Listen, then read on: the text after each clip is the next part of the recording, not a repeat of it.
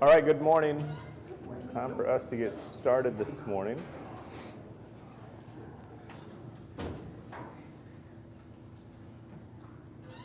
We're in Genesis 5 this morning, and we're likely to get into 6. 5 is pretty straightforward. It's we'll have a few questions, but it's mostly the lineage. Before we get started,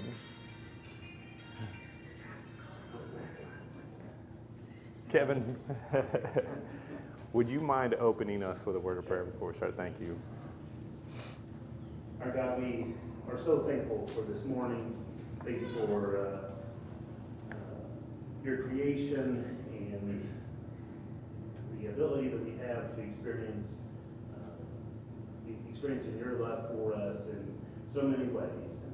And to be able to wake up this morning, to see the sun rise, to feel the warmth on our face, to come and gather together, to study from your words, to gather together with brothers and sisters that have a passion to know you and to experience you, Father. We thank you so much for this opportunity. We pray that you be with Jesse and the other teachers here, and pray that you be with us as the students, that we all will have our hearts open to understanding your words to us. Pray that we will gain wisdom from all of this. In Mr. Christ we pray. Amen. Amen. Thank you very much. In chapter 4, we talked about the story of Cain and Abel. We talked about the beginning of civilization, as my particular Bible heads the second chapter, or the second part of chapter 4, talking about the many sons of Cain and the lineage of Cain.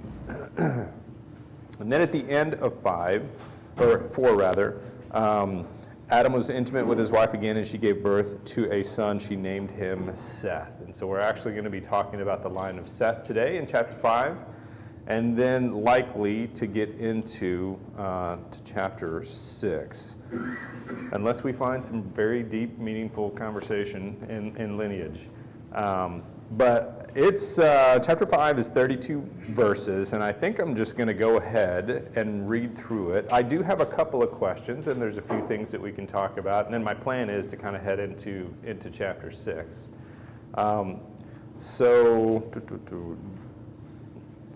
Mike, if you'll read the first 16 verses, and then Don, would you mind wrapping up 17 through 32 in chapter 5 there? This is the book of the generations of Adam.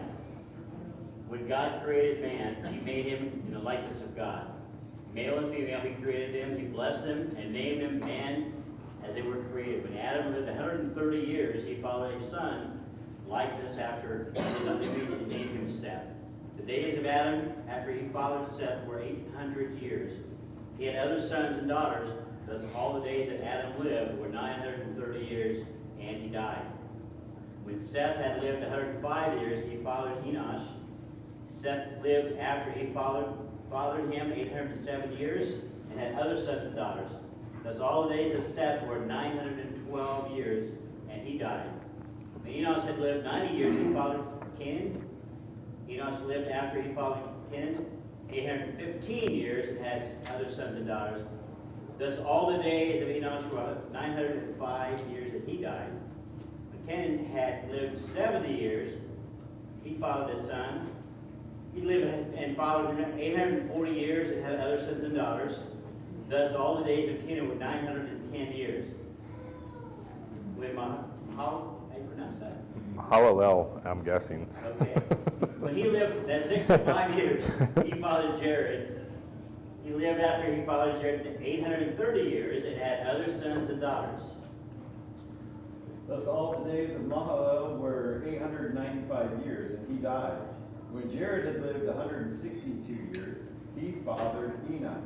Jared lived after he fathered Enoch 800 years, and had other sons and daughters. Thus all the days of Jared were 962 years, and he died.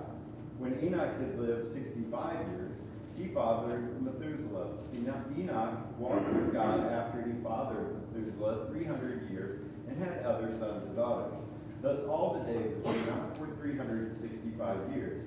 Enoch walked with God, and he was not, for God took him. When Methuselah had lived 187 years, he fathered Lamech. Methuselah lived after he fathered Lamech 782 years and had other sons and daughters. Thus all the days of Methuselah were 969 years, and he died. When Lamech had lived 182 years, he fathered a son and called his name Noah, saying, Out of the ground that the Lord has cursed, this one shall bring us relief from our work and from the painful toil of our hands. Lamech lived after he fathered Noah 595 years and had other sons and daughters. Thus all the days of Lamech were 777 years, and he died. After Noah was 500 years old, Noah fathered Shem, Ham, and Japheth. Thank you guys for doing that. I appreciate it.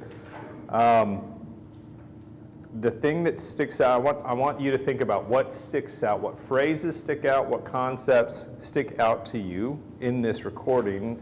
I really like the first two verses. This is the record of the family line of Adam. When God created humankind, he made them in the likeness of God. This is an emphasis, a re-emphasis, if you will, that man is in the image of God. Man was created specially in the image of God. He created the male and female. When they were created, he blessed them and named them humankind. We talked about naming. We talked about what that kind of implies, and once again, we see the order here is being reestablished, or at least re-emphasized, in that man exclusively was made in God's image. Humankind was made in the likeness of God. This image and this phrase is used several times. And then once again in 3, we kind of talked about this in the last class, when Adam had lived 130 years, he fathered a son in his own likeness, according to his image. Same concept, that divine order, that divine characteristic of kind of mirroring your creator. And God gave man that same quality, that when man and woman create, it is done in their, very physically in their image and in their likeness. So we have a physical representation of what that meant for God to do that. As we have kids, and they are made in our image, and they're like us, good and bad, at least from the human side, right? What does that do to us? What is that, boy, it's a hard question to ask. What does that mean to you? When you see a son or a daughter made in your image, what does that do to you? What does that imply? What kind of emotions does that provoke? I think one thing, it really gives you a thought process that you really have to live up to that and be a good example, and you feel more engaged, that you have to really put a lot of effort into that particular situation.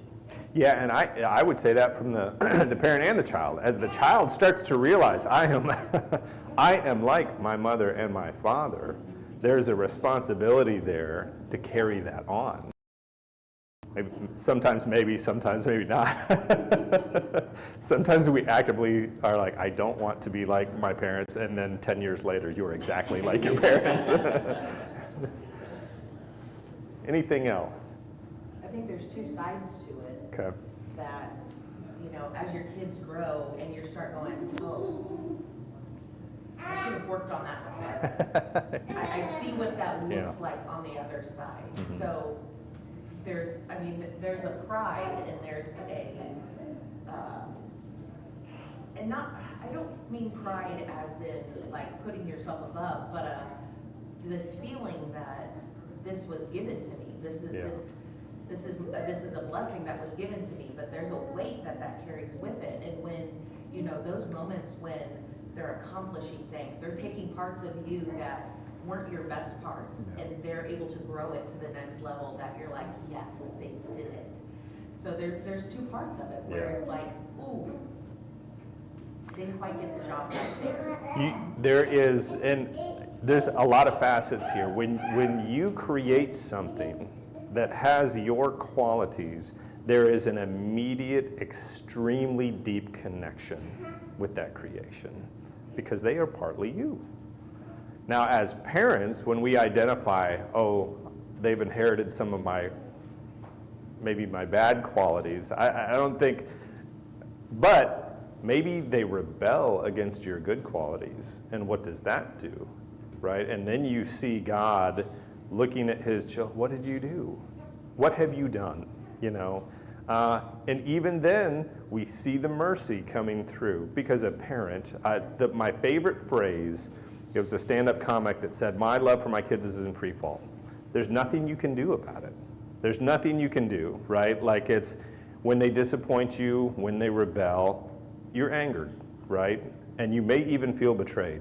It's really, really difficult, unless you're just an uncaring person, not to continually love those kids because they are you. And so we see this concept being repeated over and over again. Humankind was made in the image of God. And then when man had a child, it was made in his image. I love that, and it's such a divine quality that he has bestowed to us, and that we get to participate so much. I've always wondered why it was that God called Jesus his son, this familial relationship. And it makes me think, obviously that's a divine quality. The concept of family, the concept of hierarchy existed before we were created. But now that we have children, we understand. For God so loved the world that he gave his only begotten son. We immediately know, if we're parents, what that means, what that feels like, and to theorize, how could I do that? But that's an immediate connection. So I love this emphasis. This idea of being made in the image of God has really stuck out to me in this study, along with the authority that we're given because of his image and because of his divine authority. What other phrases that kept coming up over and over again in this chapter? Yeah. Jace. Yeah. One that you see repeatedly is, Paul lived, Jared lived, and then it moves to Enoch, and it said Enoch walked with God. Yes. So it makes a distinction there between the way Enoch lived. Yes. And if you notice too, at least in the NET, every other person said, and he died, and he died, and he died. Enoch, it said the span of his life. At least in the NET, it points out that he did not die or didn't use that phrase. Everyone else, and he died. Yes, John? Yeah, kind of beat me to it. So one of the other things that stands out is the certainty of death being kind of established here as a pattern for us. The Bible, as we know, that they're facing death, etc. Too, for 3 weeks. But I guess I'm too sorry too. One of those reasons.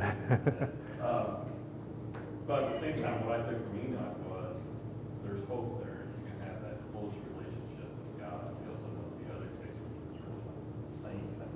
We have two characters that were together because of their closeness to God. Very good. Yeah, that obviously Enoch really stands out in this line, and his time was much shorter than everyone else in this line as well, which was also very interesting. Obviously, the going age here is like 900 years, right?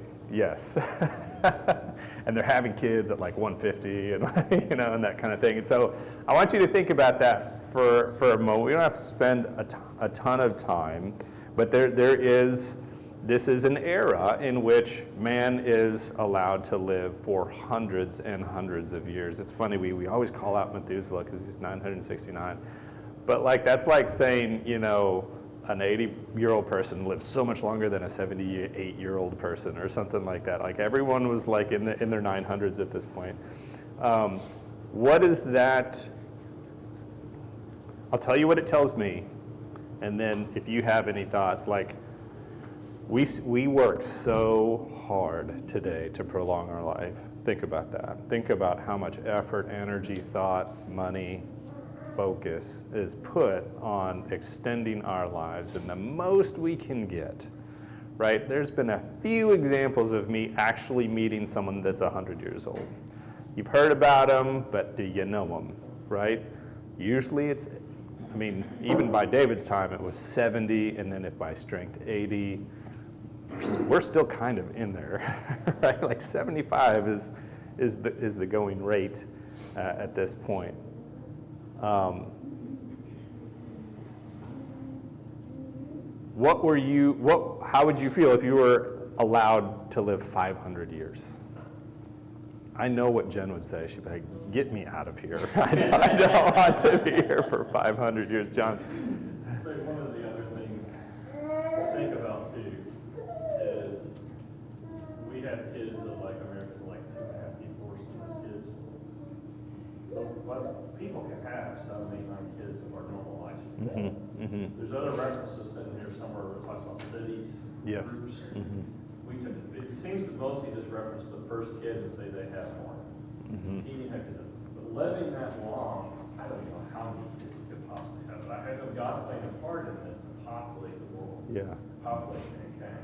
But when we hear the word city, it's like, oh, wow, really? No, we're only having 2 or 3. No, they're having, who knows how many kids. Yeah, for that lifespan. that's like 10 lives, right? You get like 10 lives at some point. And John, you bring up a good point, because the logical question is, well, why didn't he just populate the earth? Why didn't he? Why didn't he just make a bunch of people? He can make people. Who did? But his pattern is for them to have kids and raise them. Yeah. You be fruitful. Yes. Get started. He gave that responsibility to man, didn't he? He said, be fruitful and multiply. That's a godly characteristic too.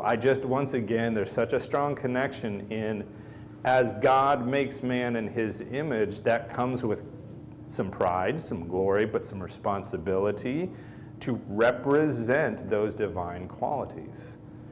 And then as you think about that, as we get into the story of Noah, like it breaks your heart even more, right? Like what authority and power and glory we were given in being made in the image of God, and then what did we do with it, right? But John, I think you're right. Like, it was man's responsibility to fill the earth and subdue it. Yeah. So that's one of the phrases that sticks out in every one of these. After one child is named, don't necessarily mean that that was the first one. It was not the case with Adam. Down the line, Seth.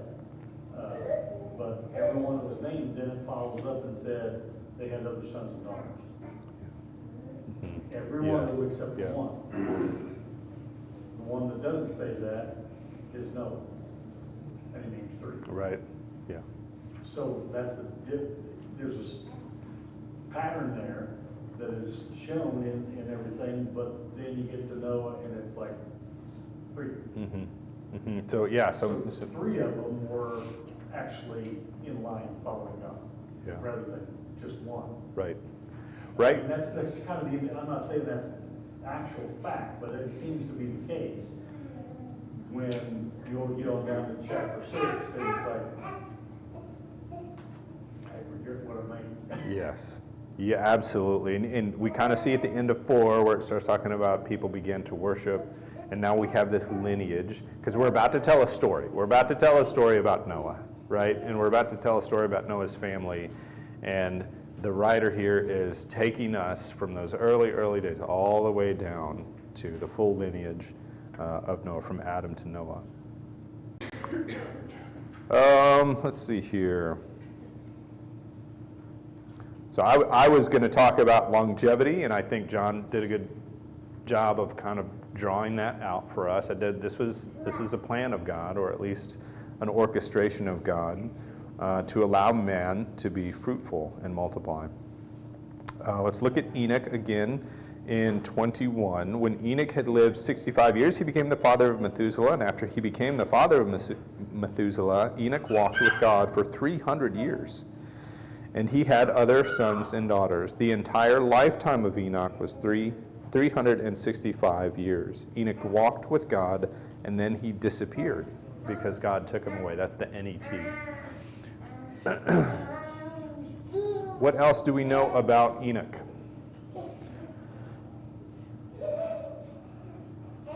Where else do we see reference to Enoch? Yes. In Jude, it talks about Enoch. Yes. And I thought it's very interesting because Jude is warning about the people who are appearing to be righteous but are not. And they're using that as a way to get in and corrupt and destroy the good and everything. And it says that Enoch prophesied about those type of people back then.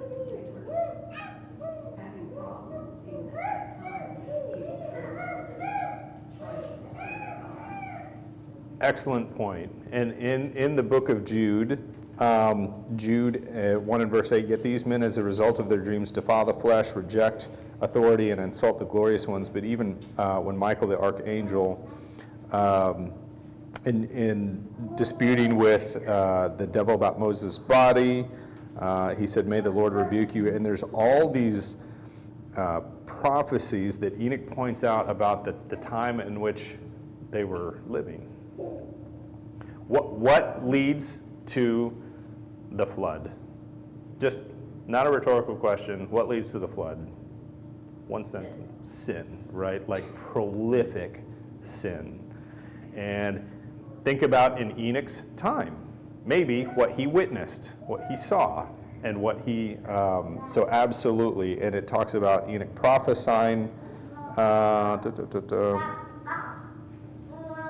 So, though we don't consider, because I don't know if you've ever read the book of Enoch, it's very interesting. It's not considered inspired, but the first century Christians did look at it like spiritual literature, right? Like same way that we can draw some lessons from C.S. Lewis, we don't necessarily call him inspired, but he has some very good thoughts around some spiritual concepts. I have read the first book of Enoch. It's out there, but it does also talk about the Nephilim a lot, like a lot. And some people derive their some spiritual conclusions about the sons of God and going into the daughters of men, and this being part of the corruption. That the spiritual warfare, if you will. Once again, we do hear about the Nephilim quite a bit in the Bible. We don't have a ton of other information about that, but it is very interesting. So Enoch lived 365 years. Enoch walked with God, and then he disappeared. So I have this whole story of the lineage, and it almost is like none of them are really pointed out as having walked with God except Enoch. Now, I don't know if that automatically means that the others like were evil or not, but it kind of makes me think about the kings, and I get just bad, good, bad, that kind of thing. But clearly there's a progression here, because by the time we get to Noah, things have deteriorated massively, right? I always wondered what walk with God looks like. Great question. Yes, yeah. And then for God to take him at the end of his life, whenever he took him. But what? Was it just our relationship with God where, you pray and we have the book to read about him. We're 4 chapters into Genesis. I don't know what he had. I don't know how did he know? That sounds cheesy, but No, what did that look like? Yeah. Can we walk with God today? Well, it makes me think of the early chapters of Genesis. Yes. Where Adam and Eve Walked. walking with God. And Yes. it was while they were pure of heart. Yes. And then once they sinned and God was walking in the garden, they were not walking with him. They were Yeah. hiding from him. I love the language there, and I really do. It also reminds me of the garden, and to me, it's being in proximity, right? Like, just think about what you're doing when you're walking with someone today, right? Like, usually it's a relational thing, right? And I do love the language there. I mean, it could be metaphorical, it could be physical, like all of these things, walking with God. And what do you think that looked like? Yeah. Well, not necessarily to that, but a purpose for the longevity. I mean, there's 9 generations over 1,700 years-ish, if you kind of like try to play with the math and stuff. There's a good chance that Noah could have known his 9-generation, like another son, a late in life son of Adam, if he was living 900, like there's a significant overlap there. 1 or 2 generations, like Yeah. there's no chance for me to know 9 generations ago of my lineage. But yet, and so I think to that, God's purpose maybe in that was that so those stories could be passed down, that there was evidence of the goodness of God available to those that saw it, or that listened to the stories, that heard the relationship that was there at one time, and could communicate that. And so I think that all plays into that longevity and why, and yes, to populate the earth. I mean, I read some things that there's like, could be a couple billion people in these 1,600 years, which is just staggering. Yeah. Yeah. It's very interesting because you kind of talk about the overlap, and primarily as a mode of being able to spread stories, right? Like, we think about what can happen in 16 to 1,700 years. Look at the time of Christ to like 1,700. It's insane, right? Like, but then you're talking about living long enough to see things flourish and remember stories and to tell stories to great grandchildren, and that kind of thing. That I hadn't thought of that. It's very, very interesting. Cole, and then, yeah. I think the lack of maybe knowing doesn't mean there wasn't something in place, but we kind of see from the fall, it's almost like, hey, you have kind of a lot of ownership in this, and it's almost just kind of like we don't see this structure surrounding these early generations. And so like from the fall, man, you just see the degradation just continue, go, to where it's just like, okay, you have to have all these rules now, because left to your own devices, this is an utter mess. So we're also getting ready to go into the corruption of mankind and the flood. So very early on, we see when left to our own devices, if we have no structure, it turns into chaos, right? So it's almost like, hey, you're given this opportunity. I'm going to, God's saying, I'm going to allow this, whether that's for the reasons to multiply or whatever else, but it just keeps trending downward. And it's like, you think about in like the workplace, the rule book exists because it was written in blood. All these things have happened. That's why the rule book exists, because we realized we needed this structure because all these bad things were happening, and so we're starting to see that happen as well. And then I also think, like, is the reduction in lifespan also, I think that's interesting that it's right on the heels of the corruption of mankind, right? And so, like, we see this eternal life in the garden, and then we come out of the garden, and it's still this long span in terms of what we think today, but it just keeps getting shorter and shorter and shorter and shorter, And I just feel like the longer we are out of the garden, if you will, the greater the destruction becomes, the greater the need for law and order becomes, but then also we know the end of the story. Yeah. So then I also just go, all of this is just pointing directly to our need for Christ and the salvation that we have through the water. Yeah. Right? And so it helps having the end of the story context here. But everything is very loose right now in terms of what, we see, especially in the New Testament, right? But we're going to establish kings too, judges and kings, and like all these things, because the degradation of man just keeps going. It's really good, and I am also noticing the connection to Jesus and the new covenant.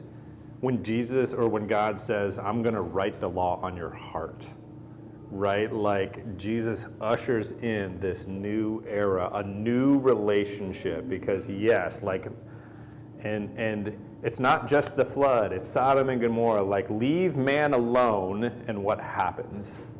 Like without fail, it just continues to degrade more. It goes back to Don's point, talking about like the man, you may know like your ninth great-grandfather or whatever, but something that I found interesting was like Methuselah had Lamech, or however you say it, when he was 187, and then Lamech had Noah at 182, and Noah, the flood happened when he was 600. All that adds up to 969, which is the life of Yes, Methuselah. yeah. So it's like either that's just coincidence that Methuselah died when his great-grandson Noah the flood started, or he died because of the flood. Because of the flood, yeah. That I thought about that too, and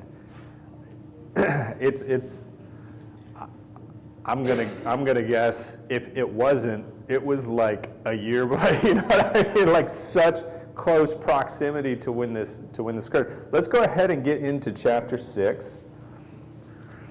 Yeah, Brad. Yeah. Yeah, I just asked ChatGPT that same question, because I remember that was the case, that Methuselah lived, like he died in the same year of the flood, if you add up the numbers, and ChatGPT confirmed that. But it did mention that like Adam lived 930 years. Methuselah was born in year 687. So for 300-ish years, Methuselah lived with Adam. So that's just kind of interesting to consider. And then Methuselah died the year of the flood. Lamech died 5 years before the flood.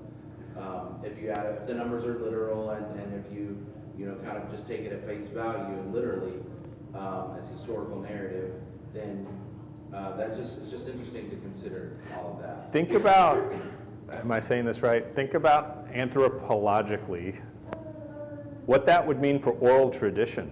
Right.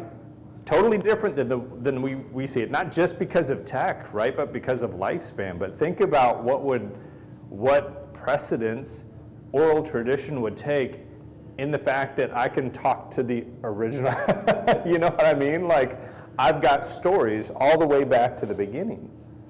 And people very closely related to those stories all the way back to the beginning. So that just seems like it would have set the bedrock of oral tradition early on, because I can live 1,000 years and keep telling the same stories, which is really incredible. Yeah. Before you move on to chapter 6, I'd like to hear some discussion on verse 29. Would you like to start that discussion? What God says. He named him Noah, saying, "This one will bring us comfort from our labor and from the painful toil of our hands, because of the ground that the Lord has cursed." Just looking for thoughts on that phrase. And this is good, because this somewhat changes after the flood, right? Like we know about the cursed ground. This one will bring us comfort from our labor and from the painful toil of our hands. Speaking of Godhead, Mhm. the toil and the labor of their hands. Mhm. I'm assuming that's what that means. Well, it almost seemed like Lamech was prophesying in a way of Noah, saying, this one will bring us comfort from our labor and from the painful toil of our hands. That's how I took it. Lamech was naming Noah because it seemed to be a little prophetic in the fact that either he hoped or he knew that something that Noah would do would attempt to bring comfort from our labor and from the painful toil of our hands because of the ground that the Lord has cursed. Sneak preview, that does change a little bit after the flood, yeah. I find it interesting that the Hebrew name for Noah means rest. Very good, yes. What does that say?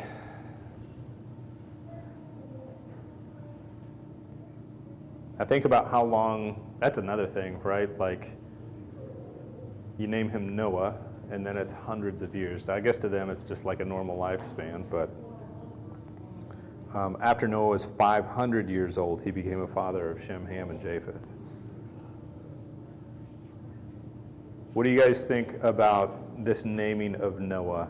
And the reason why was that he was to bring comfort from our labor and the painful toil of the hands due to the curse.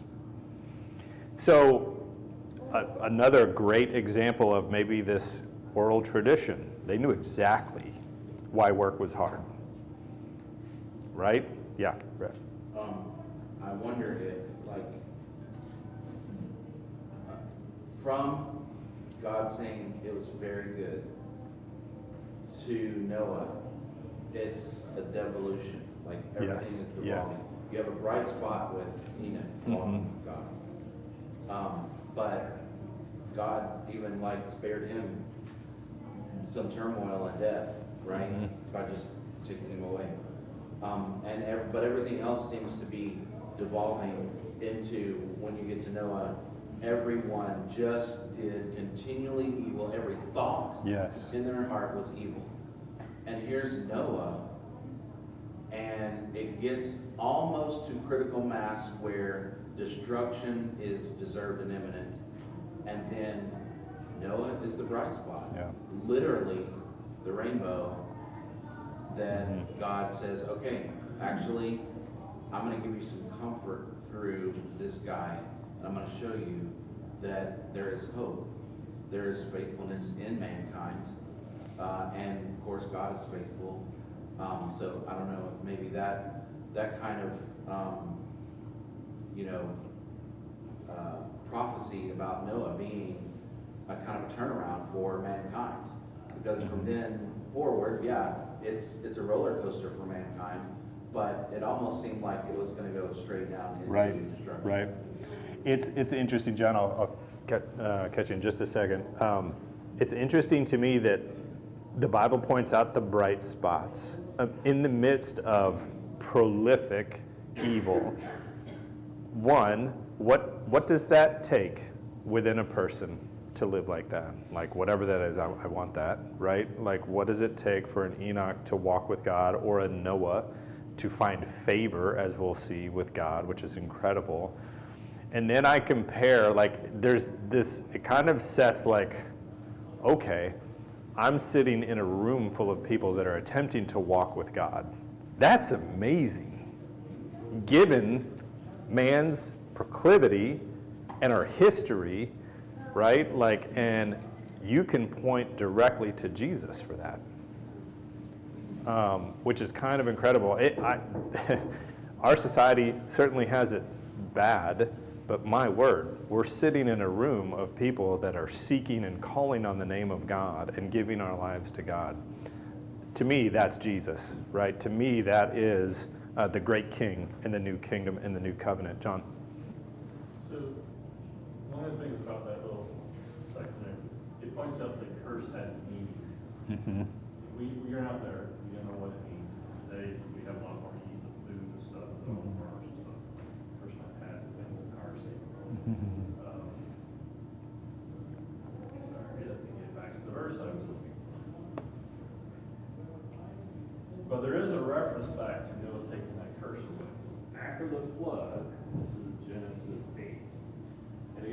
the curses 1-to-1. I think this is just God's talking about maybe it's the flood he's referencing here. Right. Then Noah built an altar, this is in verse 20, to the Lord, took some of every clean animal, and some of every clean bird, and offered burnt offering on the altar. And when the Lord smelled the pleasing aroma, the Lord said in his heart, I will never again curse the ground because of man, for the intention of man's heart is evil from his youth. Neither will I again strike down every living creature as I have done, while the earth remains, seed time and harvest, cold and heat, summer and winter, day and night shall not cease. So something changed. God said, I'm not going to do a curse. Like, we don't know what it was before. Maybe there wasn't seasons, maybe there wasn't consistent. Maybe what the flood is versus rain. Right. But something changed there, and maybe that's the reference that he's referring to. Noah's going to help relieve the curse or change it. And I can't wait to get into it, because we see him saying you're going to eat of animals now as well. But alongside of that, I tell you, you see Jesus everywhere, because that's when he starts to reference that the life is in the blood and you're not supposed to eat the blood. And if you shed the blood, there's going to be a reckoning. There must always be a reckoning for the loss of blood, even within animals. There has to be a reckoning, which I thought was so. I think you're right. Like maybe we're thinking that the ground is cursed for our sake, and in a way we're still in this corrupt age. But something did change after the flood, which I think was really. We just got a few minutes. We made it through 5. We took a whole class on lineage, but it was a great discussion. Did you? Yeah. When we were talking about Noah and how hard it would be to live faithfully in that kind of environment, I think it shows us like you cannot do this halfway. You can't be partially in, partially out. Like he wasn't all the way in walking with God. Yes. Every aspect of his life, there's no way that he would have been saved. For me, the reason why that's so hard is because I feel hardwired, and maybe other people do, to go along with what's going on around you. Like, that's safe. It feels safe. Even when it's evil, it feels safe, at least to you. And I think that is yes, you think about Enoch, you think about Noah, who are just like, I'm all the way in. And I'm going to be ridiculed. I'm going to be made fun of. I'm going to be persecuted. And at that, I think of Paul. He was also I'm all the way in. I don't care. Shipwreck, famine, lashings, sickness. There were times where we despaired of life, right? I'm all the way in.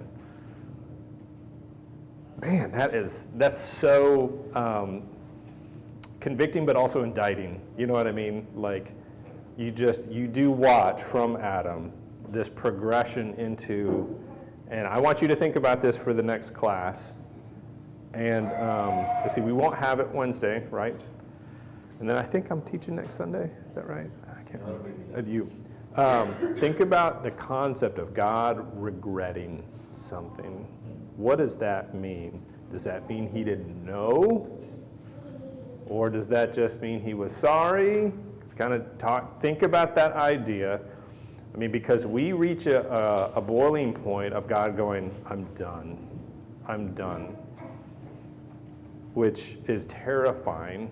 But then once again, we have Noah, and we have his family, and not only he, but he was saved of, Don had mentioned, potentially billions, right? Like, the numbers, even if it was like on the super low end, it's still an entire planet of people, right? And civilizations had started, right? We're in this concept of cities being built. It talks about Cain's lineage. And it's, just so you know, there's an Enoch and a Lamech in Cain's lineage, but there's also one in Seth's lineage, two different lines there. Thank you for your participation, and we will not have this class on Wednesday night, but we'll pick up chapter 6 next Sunday. Thank you, guys.